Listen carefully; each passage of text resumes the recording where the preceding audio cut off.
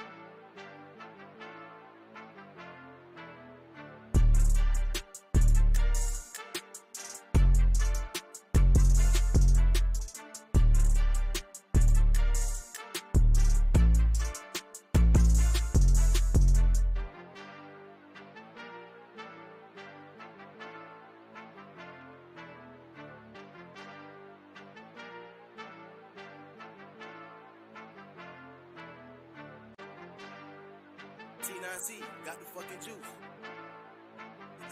Silver's the new gold.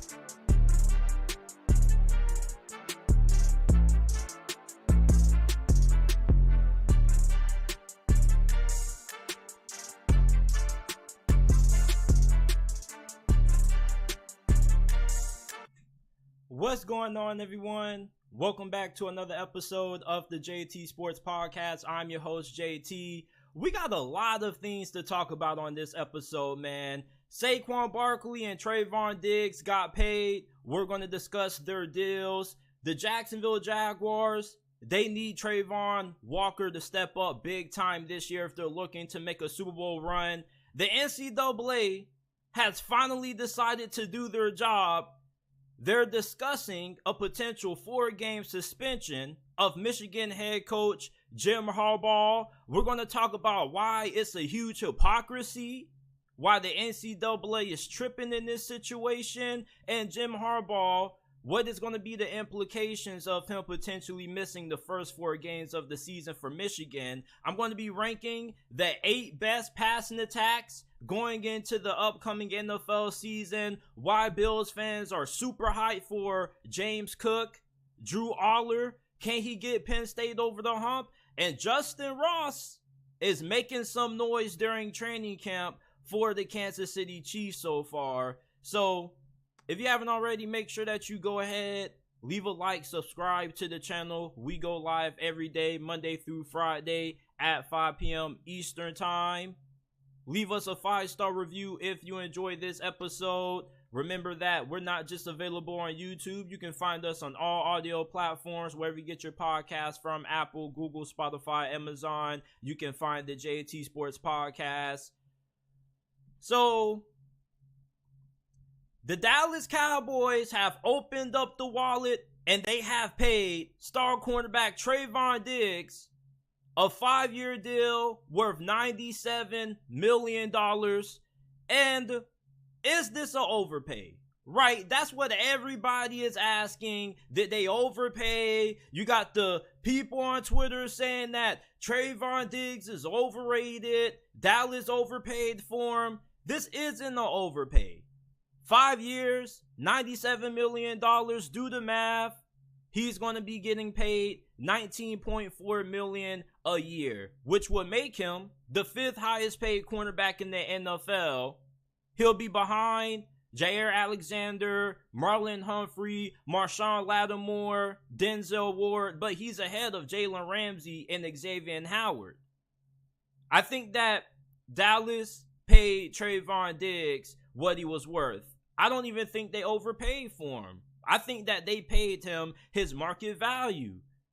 You remember that year that he had a couple of, not too long ago, where he ended up having 11 interceptions in 2021. So that was a couple of years ago.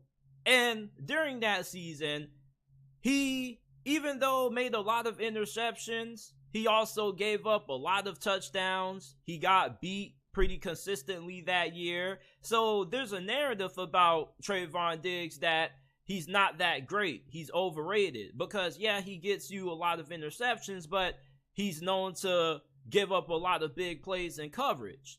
And the funny thing about that is that last season, although he didn't have as many interceptions as he had in 2021, that was his best season of his NFL career. He didn't give up a lot of yards. He only gave up 2 or 3 touchdowns. And he also was allowing a low completion percentage. So I think that Trevon Diggs getting paid what he was worth was a good bargain for the Dallas Cowboys, considering the fact that you could have easily overpaid him and made him one of the highest paid cornerbacks to ever play this game if you was, a dysfunctional franchise. But I think giving him $97 million over 5 years, I think that's a pretty good deal because they could have easily overpaid him. Probably could have given him 5 years, $105 million, because there are plenty of franchises out there that are probably going to end up doing that. Trevon Diggs, I feel at this point, he's a little bit underrated with how much disrespect he gets. If you go on Pro Football Focus and you look up Trevon Diggs, ignore the score, just look at how many touchdowns and yards he gave up.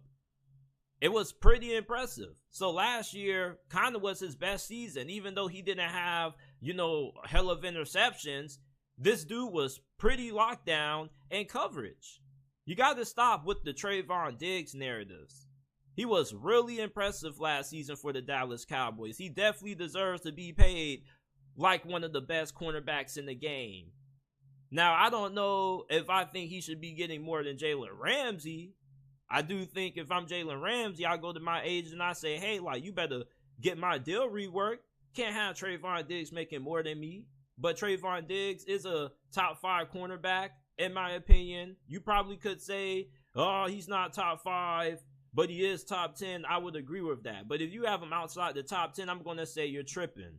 But Trevon Diggs and the Dallas Cowboys have agreed to a 5-year deal worth $97 million. Let me know your comments about this. Do you think that the Dallas Cowboys overpaid for Trevon Diggs, or do you think that they paid him what he was worth? The New York Giants and Saquon Barkley have come to terms on a 1-year deal worth $11 million. Now, the way that Saquon Barkley can obtain all of this money is that he has the incentive laced into this contract. If the Giants make the playoffs, plus he has 1,350 rushing yards, 11 total touchdowns, and 65 receptions, he will get $900K extra according to this deal. And for the New York Giants, they kind of had to make this move. We all knew that the New York Giants were not going to be able to make it to the playoffs this year without Saquon Barkley being a member on that squad. A lot of people keep saying that the running back position is easily replaceable. Yes, that is true, but guys like Saquon Barkley, don't grow on trees. You're not going to find a lot of running backs that have the talent that Saquon Barkley brings to the table. You see, positional value doesn't always equate the talent all the time. Sometimes talent exceeds positional value. A running back like CMC and Saquon Barkley is good enough to win you an extra game or two due to what they're able to do catching the football out of the backfield and how good they are as running backs. You guys forget, Saquon Barkley's rookie season, he was one of the best running backs in the NFL, despite the fact that the New York Giants had one of the worst offensive lines in the NFL. And Saquon Barkley hasn't really played with a good offensive line throughout any of his healthy seasons with the New York Giants, and despite that has put up elite running back production. So I'm a little bit disappointed he didn't get a long-term deal, but he is going to get paid this year.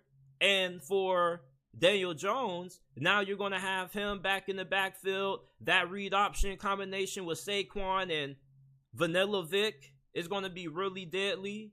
And I'm interested to see how this ends up playing out long-term. Are the Giants going to extend Saquon after this season? You see, I think that a lot of people are overlooking that Saquon Barkley isn't on the same staff that drafted him. And he doesn't have the same people in the front office that made the decision to take him as high as where he went when he got drafted a couple of years back by New York. So when you got a new GM and a new head coach that didn't draft you, I don't think they're going to have as much likeness towards you enough to be able to want to pay you as much as what you feel you deserve. Meanwhile, if you're a team that has a player that you drafted with the same GM that drafted him and the same coaching staff, there's going to be more likelihood that they're going to extend him, regardless if there are some injury concerns. Look at what happened with Jason Garrett, Ezekiel Elliott. He has a tendency to overpay these guys. And the reason for that is because he has a little bit of favoritism towards them. You want to know why? Because he was the person who was the reason for why they became a Dallas Cowboy. So, of course, there's going to be some personal bias towards certain players that a general manager drafts. Saquon Barkley isn't really getting that kind of treatment. Joe Schoen, they're kind of looking at him saying, like, you're a great player, but it's like, we ain't really draft you, so, we don't really have, the same desire to give you a long-term deal as the previous regime would have had. Saquon Barkley, though, I am really excited to see him play this year for the New York Giants. I have him on a couple of my fantasy teams. I was a little bit worried. That's why they say don't draft your teams this early, but he now has been contracted, or I don't know if you can say contracted is a word, but he has now been signed to the New York Giants. He isn't playing on the franchise tag. This is a one-off deal. So let's see if they can strike a long-term deal throughout some point of the season, or if they bring him back next year. The NCAA has finally decided that they want to do their jobs, and for a really petty reason. So Jim Harbaugh, Michigan football, and the NCAA are working towards a negotiated resolution stemming from recruiting violations committed by Jim Harbaugh and the Wolverine staff. And you want to know what Jim Harbaugh did that was so bad that he's facing a potential suspension? Oh, nothing. He just took a recruit out to get a hamburger. And he's facing a potential suspension because he lied about it. This is so crazy. Can you believe that? After everything that's gone on with NIL, the Jalen Rashada situation, you finally handled the Tennessee situation, but now you want to try to put the hammer down on Jim Harbaugh because he lied about buying some hamburgers? And also Sharon Moore and tight end coach Grant Newsome are going to be facing some consequences for this as well. And it's like, this just doesn't make any sense.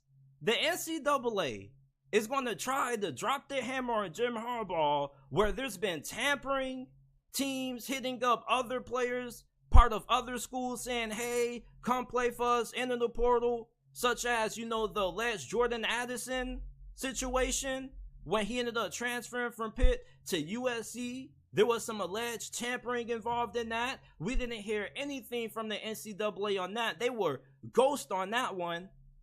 This whole NIL situation, they're ghost about.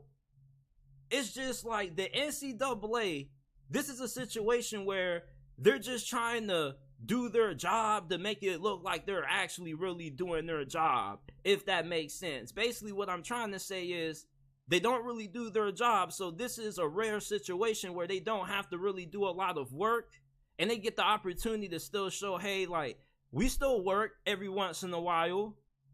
Like, this makes absolutely no sense. You're suspending somebody because allegedly he brought a recruit a hamburger and lied about it? Of course, he never should have lied about it. He should have been straight up. I don't know why he would lie about buying a hamburger. It's like, fuck it. If you bought a recruit a hamburger, you brought him a hamburger. And since that is against the rules I'm taking, all right, you'll have to serve the consequences for that. And the consequences wouldn't have been so severe. The NCAA is more upset that he lied to them about buying the recruit a hamburger than they are him actually buying the recruit the hamburger. Y'all following me on this? So the NCAA is not mad at Jim Harbaugh for buying the recruit the hamburger. Okay, like, yeah, he never should have done that. They were a little upset with that. But they're more upset with him at the fact that he lied about buying the recruit the hamburger.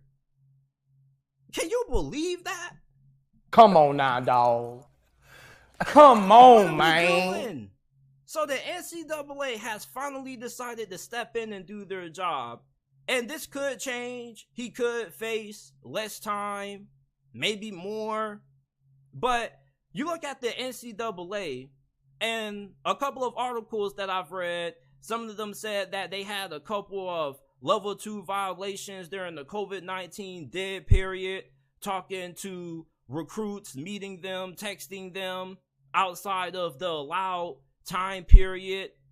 And Jim Harbaugh lying to NCAA investigators has made this punishment a little bit more harsher. Now, the NCAA considers lying a huge high violation, the most deadliest crime that you can commit in their eyes. Level 2 violations, according to the Yahoo article that I was reading, said less than substantial or extensive recruiting or competitive advantages. So I'm guessing giving a recruit a hamburger just gives him some superpowers and he just automatically becomes better than any other player. So you got to do a little bit of punishment for that. And the 4 games that Jim Harbaugh could potentially miss if this punishment falls through is that he won't be there to coach against Eastern Carolina or East Carolina, ECU, UNLV, Bowling Green, and Rutgers. These are some of the best teams in college football. So you look at the fact that Michigan, they got all these championship aspirations, right? I feel like him getting suspended doesn't really change anything at all. I mean, they shouldn't struggle against any of those schools. All those schools shouldn't be good this year. And they just have one of the best rosters in college football. So they should be able to handle themselves over the course of Jim Harbaugh's suspension. And maybe the team ends up getting motivated off this. They already got a lot of motivation to play Georgia. Jim Harbaugh, the fact that he's getting suspended 4 games over some damn hamburgers and lying over it is ridiculous, man. There's been a lot worse going on that the NCAA has just been closed eyes to. Buying a recruit a hamburger is so bad that you gotta suspend the guy 4 games for lying about it. And I'm not saying that he never should have, I'm saying that he should have told the truth. Okay, I'm not saying that he should have been excused from lying about it. But I'm just saying that you're trying to drop the hammer about, something so simple. Why are coaches even getting, in trouble for buying recruits a hamburger? You feel me? You should be able to treat a recruit to dinner. How is that a competitive advantage? What they doing? They putting steroids in the food? You feel me? What are they doing? They putting extra vitamins in that food? They putting a PED in that food? I don't get why the NCAA is trying to drop the hammer on a guy just wanting to buy a recruit on a visit a hamburger. What's so wrong about that? As a matter of fact, I don't see anything wrong with it. I think that's good hospitality. These recruits, if I'm coming from, Texas all the way down to Michigan, I want some eats. And if we out, why not buy me a burger? I think that's just common courtesy. So one thing about the NCAA is that apparently they don't like common courtesy. At least in my eyes, common courtesy, you take somebody out, if they hungry and they're your guest, you buy them something to eat. It don't gotta be nothing expensive. It's not like he took this recruit to Ruth Chris. He probably took this recruit to maybe a local McDonald's or something. Bought him something off the dollar menu and probably got something for himself. And he's getting punished because he lied about it for potentially 4 games? I hope this doesn't go through. If this goes through, this would be horrendous. Just horrendous. The NCAA just shows so much incompetence on so many things, but when it comes to a guy buying a recruit a cheeseburger, it's so deadly. It's such a crime. It's so wrong that he lied about it. Let me know what you guys think about this down in the comment section down below. Now, when Travon Walker was drafted #1 overall in last year's draft by the Jacksonville Jaguars, I was like, what the hell are the Jacksonville Jaguars doing? They're doing it once again. And all my homeboys had to calm me down. They was like, JT, you gotta chill. I was like, hell no, I don't need to chill. They should have drafted Aiden Hutchinson. Did you not see what he did with the Detroit Lions last year? What was Travon Walker doing?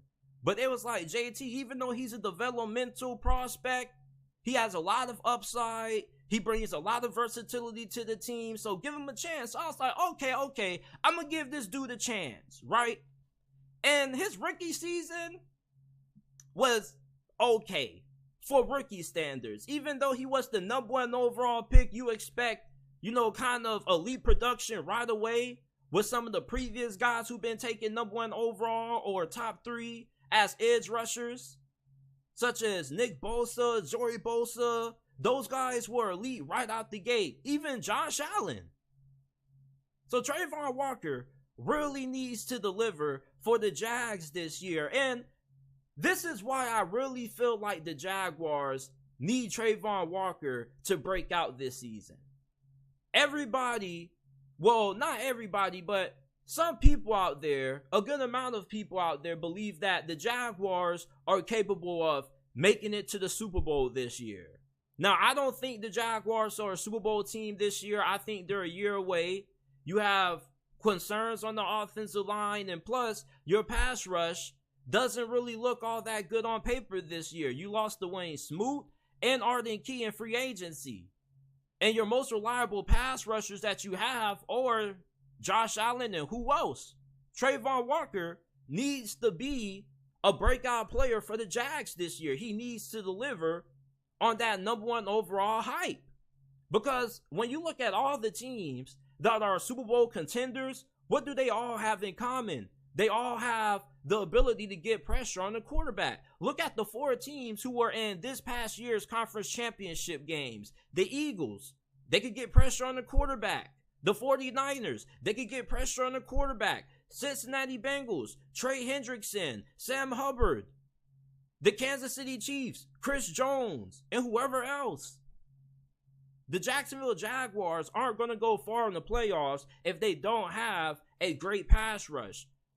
I'm not saying you need an elite pass rush, but you need to have a good, consistent pass rush.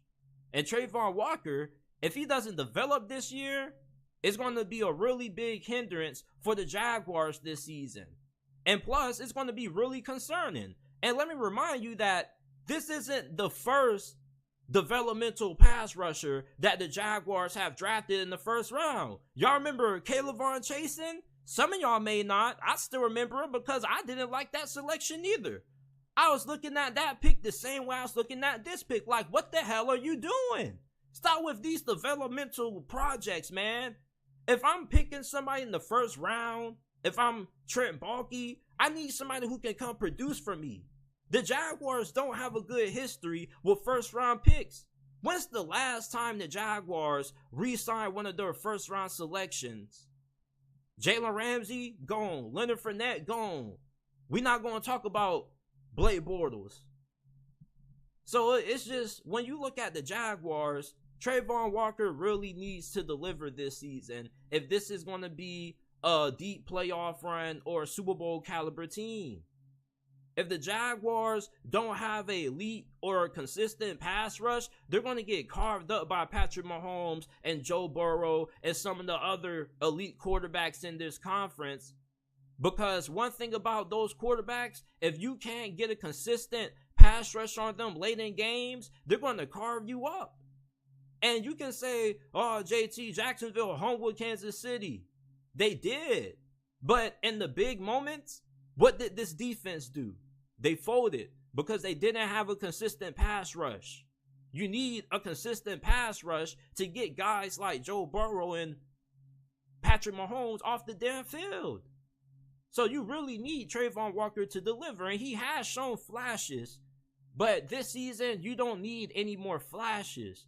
You don't need to hear any more potential speeches. You need to actually see some damn production. The NFL is a production-based league. And when it comes, a production-based league, I said league, and if you don't produce and you're not productive, it's a really big red flag. It doesn't take long for a pass rusher to come into his own. Max Crosby was a mid-round pick. It's arguably one of the best pass rushers in the NFL. Alex Highsmith, mid-round selection, had 14 sacks this past year. It doesn't take long to figure out if a guy is an elite pass rusher or not. Elite pass rushers normally pop off within 1 or 2 years. So if Travon Walker doesn't have a promising second season, it's going to be really concerning when it comes to the future of the Jacksonville Jaguars. Because when you miss on the first round pick, it kind of holds you back a little bit. Now, it won't hold them back too much because they got Trevor Lawrence and they got a really good team. And they could easily be able to overcome that. But if Travon Walker doesn't hit, it's going to be another first-round whiff for the Jacksonville Jaguars. Before we move on, if you haven't already, make sure that you go ahead, leave a like, subscribe to the channel. We go live every day, Monday through Friday at 5 p.m. Eastern Time. Make sure that you go ahead, give us a 5-star review. Remember that we're not just available on YouTube. You can find us on all podcasting platforms, Apple, Google, Spotify, Amazon, wherever you get your podcast from. You can find the JT Sports Podcast.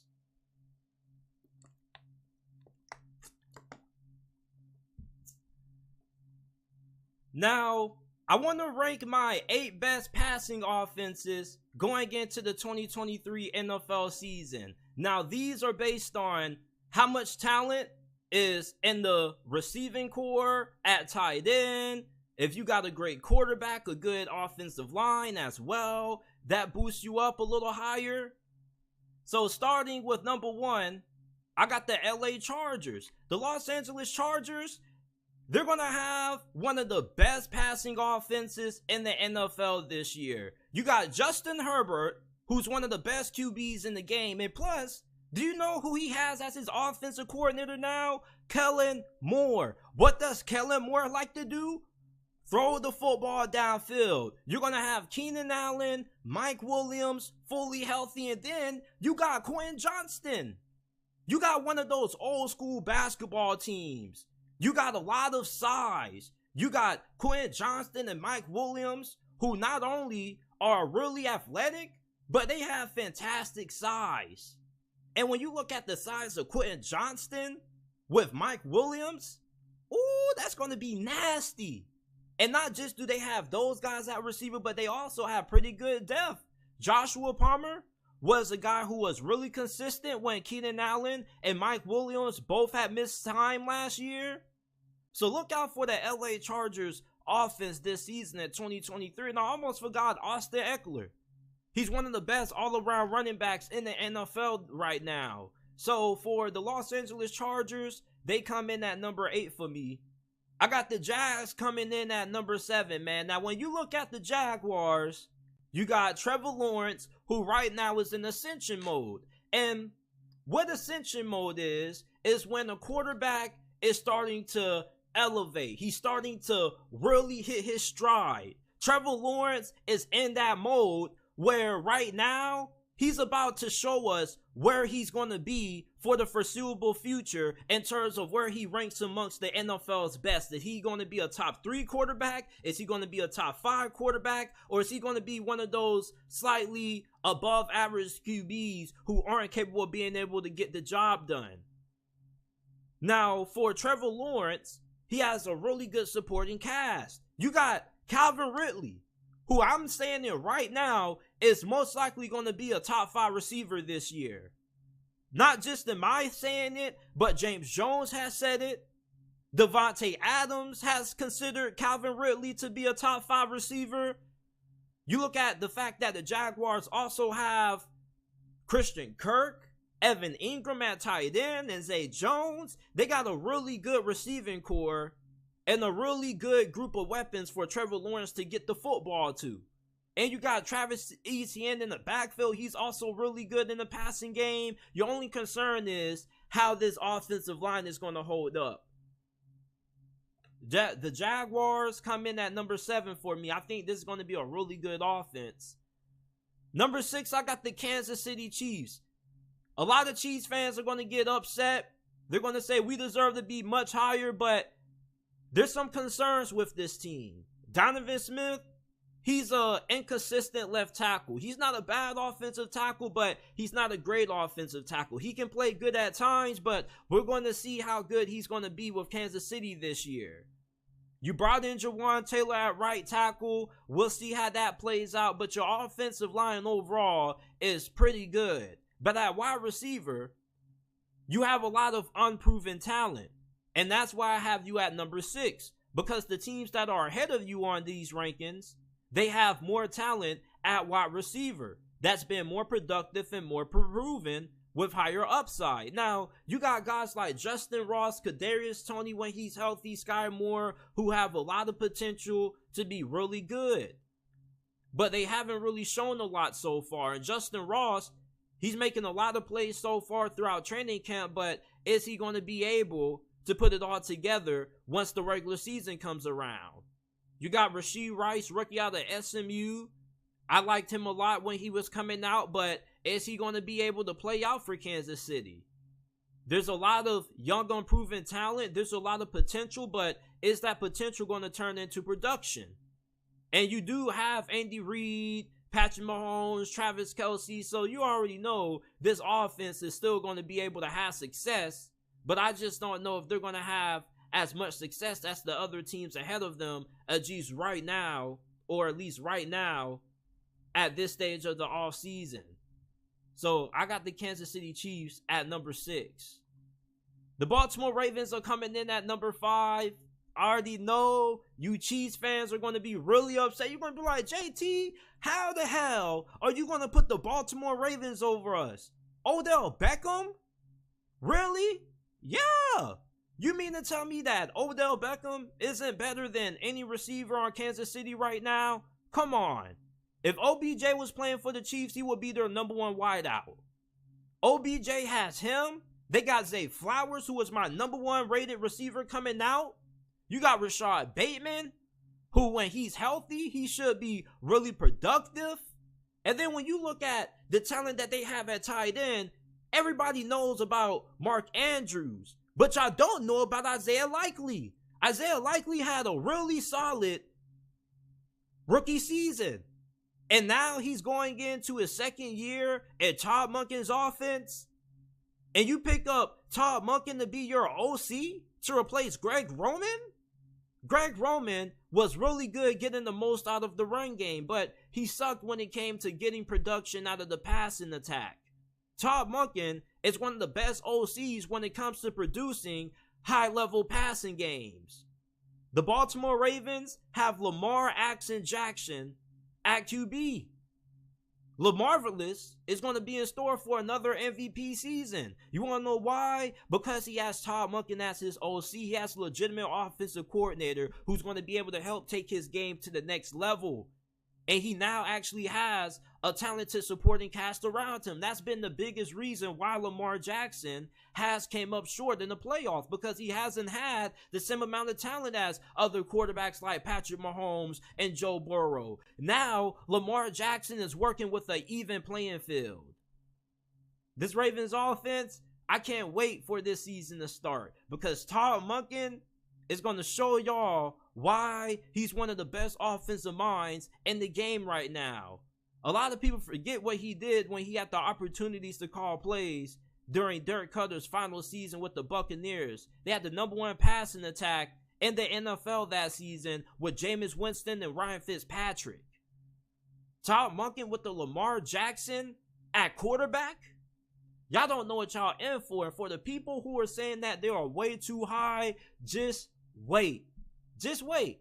Because I promise y'all, for all you guys who keep calling Lamar Jackson a running back and saying he can't throw, wait until this season starts. The Seattle Seahawks are ranked at number 4. This passing attack is going to be so nasty this year.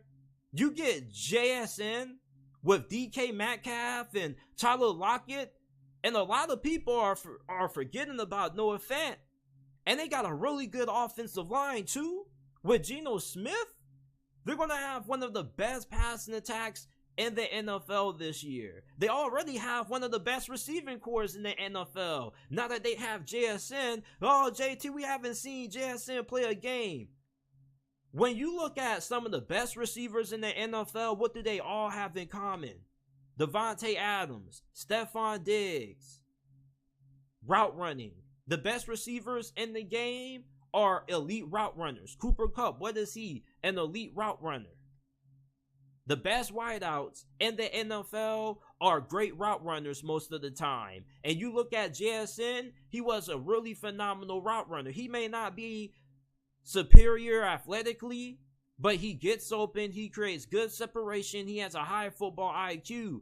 And you look at him playing in the slot with Tyler Lockett and DK Metcalf lining up outside of him, and Noah Fant at tight end, with Geno Smith throwing him the football. Y'all sleeping on Seattle's offense this year.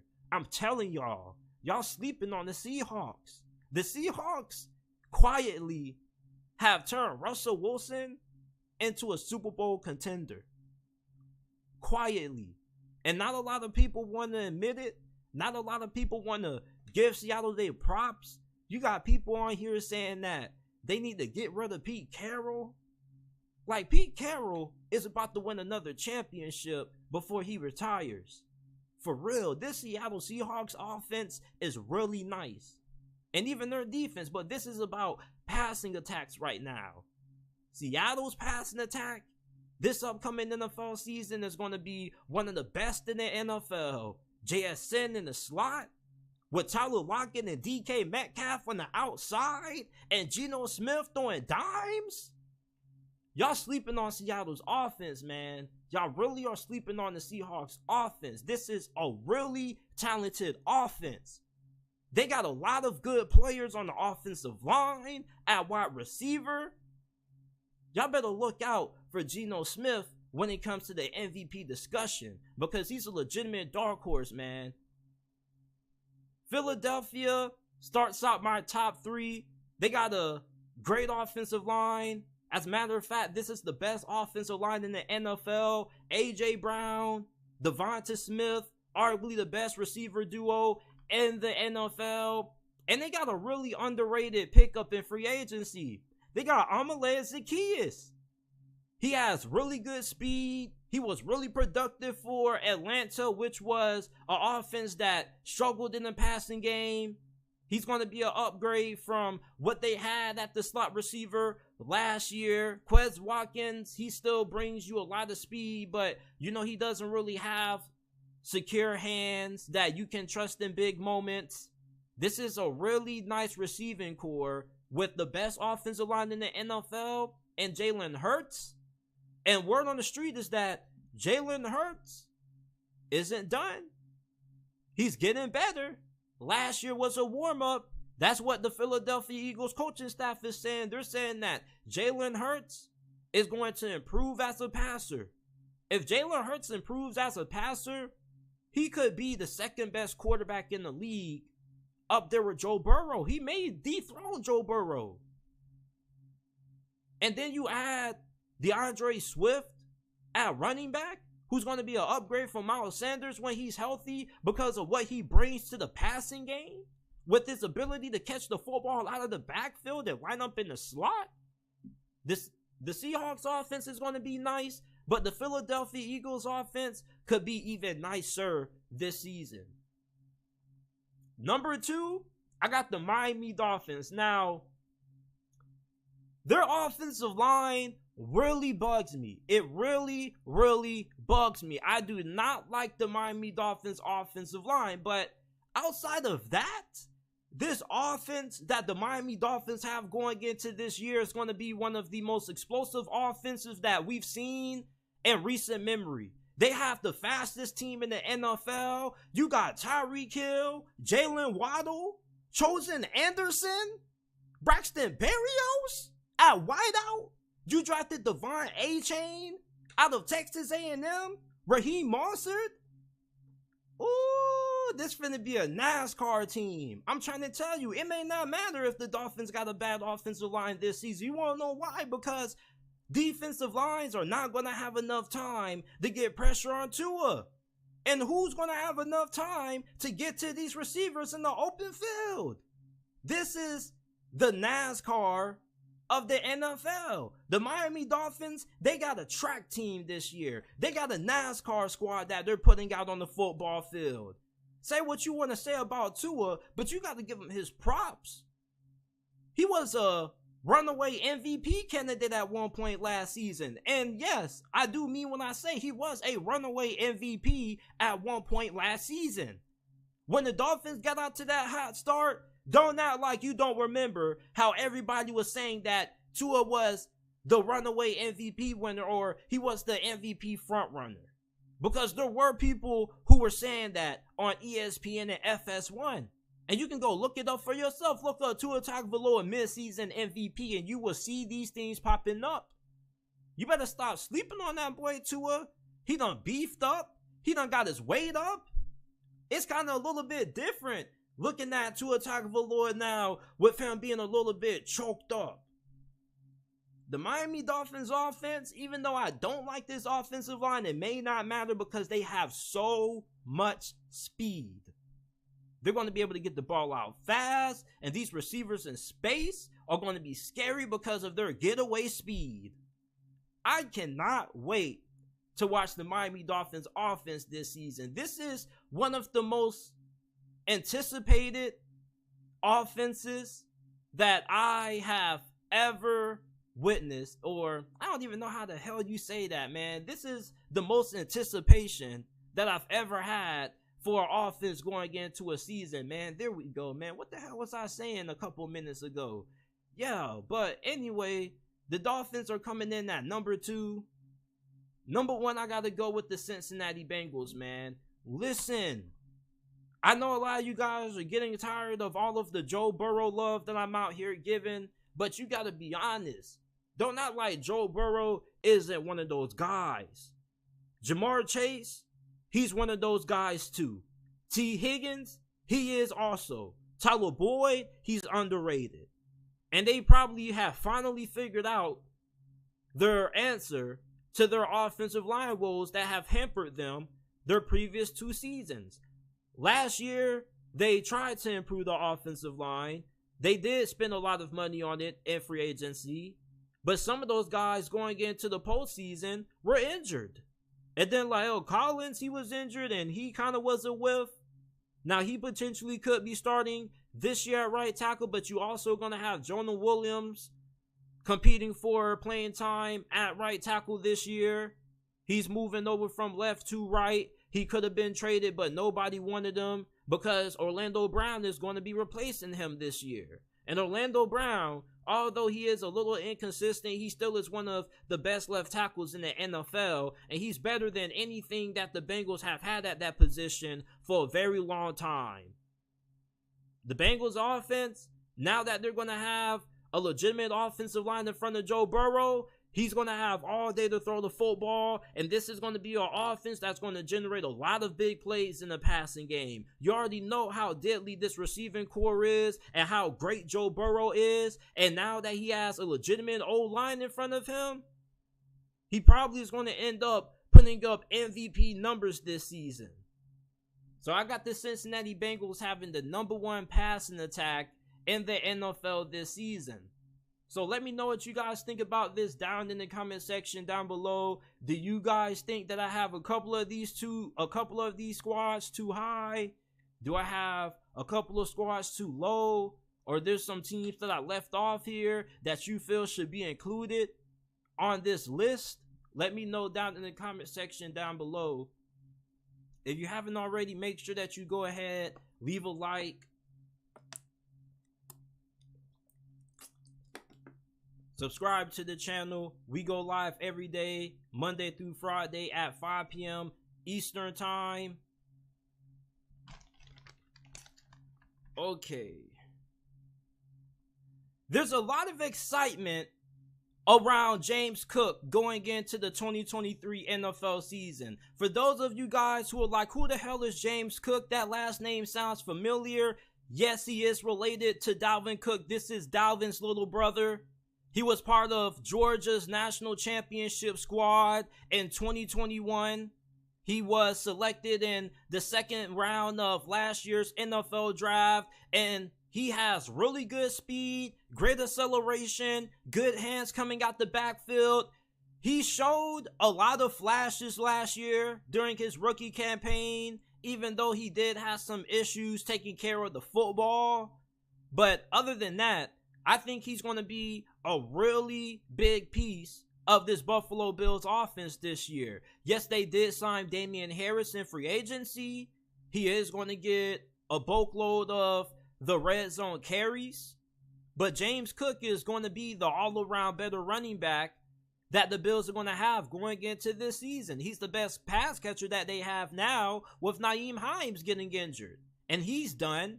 And plus, he was more talented than Nyheim Hines. He's better in the open field. He's really shifty. The difference between him and Dalvin Cook is that he's better in the passing game than what Dalvin Cook is. Now, he isn't going to be one of those running backs that you're going to run up the middle 10, 15 times a game. He's not a bell cow. That's what you got Damian Harris for. But if you're looking for a running back to get you explosive plays with outside runs and somebody who you can do a little bit with in the passing game, James Cook is your guy.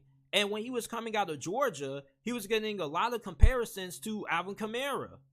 Alvin Kamara is one of the best all-around running backs in the league. So he fits that new mold that you need to be a successful running back in the league, which is being able to have a big impact in the passing game. And that's what James Cook is going to bring to the Buffalo Bills. This running game has been lacking the last couple of years. They've been overly dependent on Josh Allen's rushing ability. It's time that they get somebody to step up at running back, and Buffalo Bills are hoping that James Cook is that guy.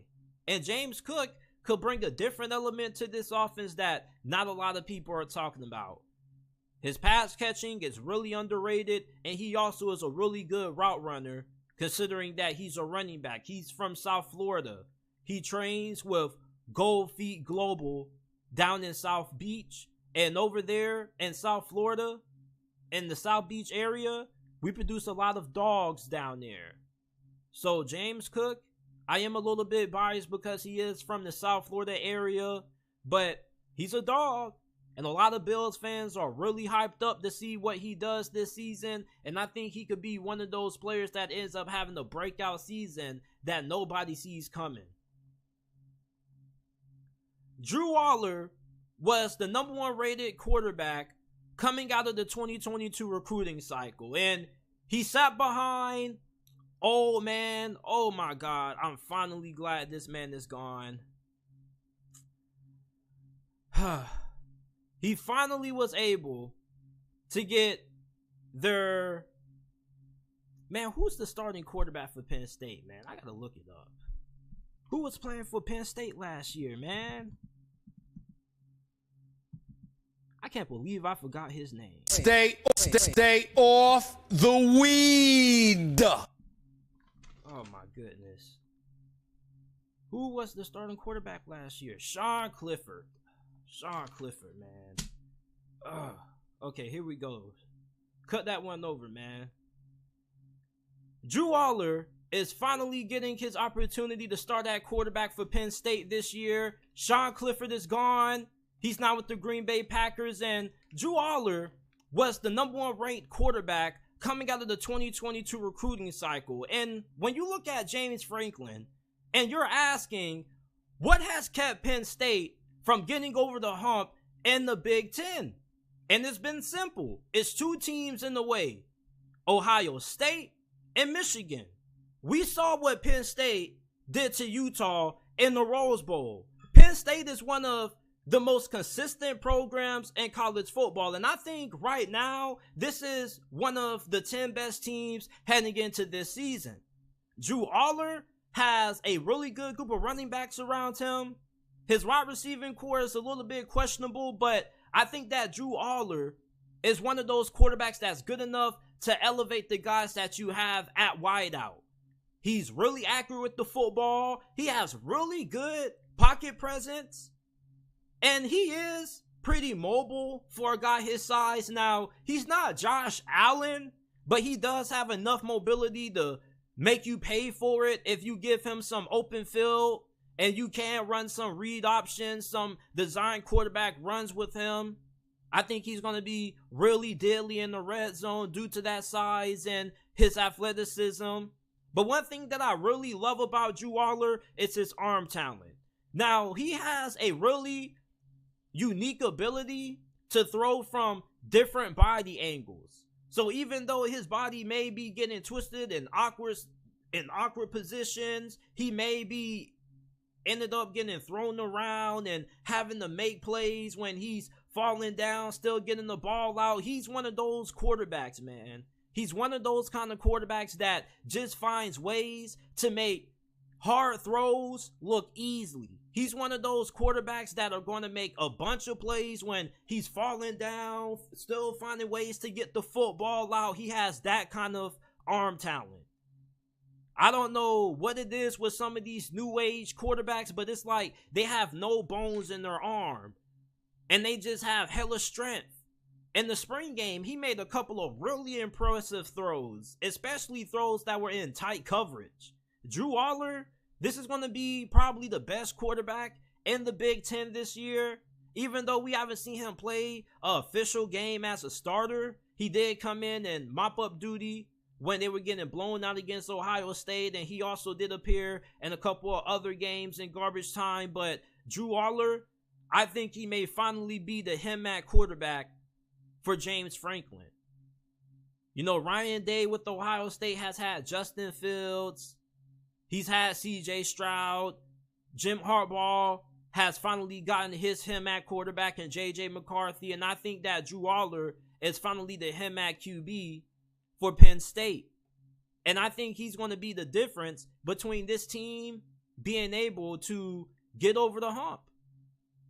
Even though he hasn't played a game, you look at this dude's high school film, he was a dog. And even looking at him in the spring game, he looked a little shaky, but that's the spring game. You know, not everybody's playing in the spring game 100%. You're going to have some guys who are banged up who aren't going to be able to go in that game. So the offensive line situations normally look pretty shaky. But they do have one of the most talented offensive lines in college football. They got one of the best left tackles in the game. And when you look at their defense, it's going to be really good. So you look at Drew Allar, this guy probably should be able to come in right away and give them elite level quarterback play. You may sound putting high expectations on Drew Allar, but I mean, he was the #1 ranked quarterback. What am I supposed to do? Duh. Trevor Lawrence had similar expectations. When you're the #1 ranked quarterback, of course, you're going to have high expectations. That's just what comes with the tag. They don't rank you #1 for no reason. They rank you #1 because you have elite traits about you that are going to make you an instant impact starter. And Drew Allar, if he ends up living up to that hype that he had coming out of high school, you better watch out for Penn State. I don't think that Michigan and Ohio State are the locks that many people feel they are to win this side of the Big Ten. I really don't. You really need to look out for Drew Allar, because the difference between Drew Allar and Sean Clifford is that in big situations, the situations that Sean Clifford came up small in are going to be the situations that Drew Allar rises up to the occasion in. You saw how Penn State started out slow against Ohio State's defense. Sean Clifford got out to a slow start in that game. Drew Allar is going to be one of those guys that in those big games, he's going to elevate his play. He's going to elevate his teammates. So Drew Allar, I think he's finally going to be able to put Penn State in position to get into the Big Ten Conference Championship game. And I do believe that they're going to end up getting at least one big win this year. Don't know who it's going to be against, but I think they're going to end up pulling off an upset. I think that this is a talented team, and the only thing that has been holding this program back is their lack of talent at quarterback. Trace McSorley, Sean Clifford, those guys were good, but they don't have the talent that Drew Allar has. Drew Allar is about to put the college football world on notice this year. Justyn Ross, we got an update for him.